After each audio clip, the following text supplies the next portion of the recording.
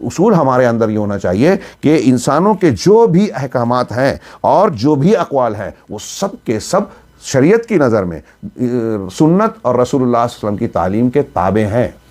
سب کو حدیث کے پیچھے چلنا ہوگا، حدیث کو کسی کے پیچھے نہیں چلایا جائے گا. لیکن ہمارے ہاں آپ اگر کسی مسلک کے ماننے والے، جیسے فرض کیجئے ایک آدمی شافعی یا حنفی مسلک کی تقلید کر رہا ہے، آپ اسے کہیں کہ اللہ کے رسول کی حدیث یہ ہے، تو وہ یہ پوچھے گا یا یہ سوچے گا، کہے گا کہ ٹھیک ہے یہ حدیث رسول ہے، ہم کو آپ نے بتا دی. اب ہمیں یہ دیکھنا ہے کہ ہمارے امام ابو حنیفہ اس حدیث کے بارے میں کیا کہتے ہیں. اب وہ قبول کرتے ہیں تو ہم قبول کریں گے. اس کا مطلب کیا ہوا کہ آپ کے نزدیک حدیث امام ابو حنیفہ کے پیچھے پیچھے چلے گی.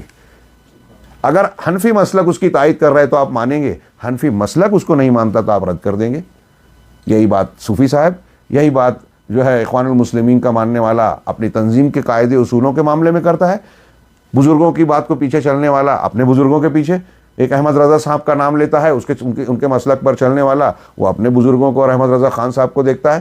سوچئے تھوڑی دیر کے لیے، پھر وہ یہ سارے طبقات اگر آپ تھیوریکل زبانی طور سے ان سے جب بات کریں تو وہ یہ کہیں گے کہ نہیں، ہم اللہ کے رسول صلی اللہ علیہ وسلم پر ایمان رکھتے ہیں، رسول سے محبت کرتے ہیں، رسول کا سب سے اونچا مقام مانتے ہیں. رسول کا اونچا مقام ماننے کا مطلب کیا ہے؟ یہ جو ہم پڑھ رہے ہیں اصولوں میں کہ ان کو سب سے اونچا اور رسول کا درجہ دینے کا مطلب یہ ہے کہ اب ان کی بات آ جائے تو ان کی بات کو آپ اللہ کی بات مانیں، اور اللہ کی بات اور رسول کی بات ہے تو اب کوئی کسی کی بات ان کے سامنے ٹک نہیں سکتی. اگر کوئی شخص اس کے خلاف کوئی بات کہہ رہا ہے تو ہمارے لیے اس کی بات قابل قبول نہیں ہوگی. یہ محبت رسول اور مقام سنت کا تقاضا ہے.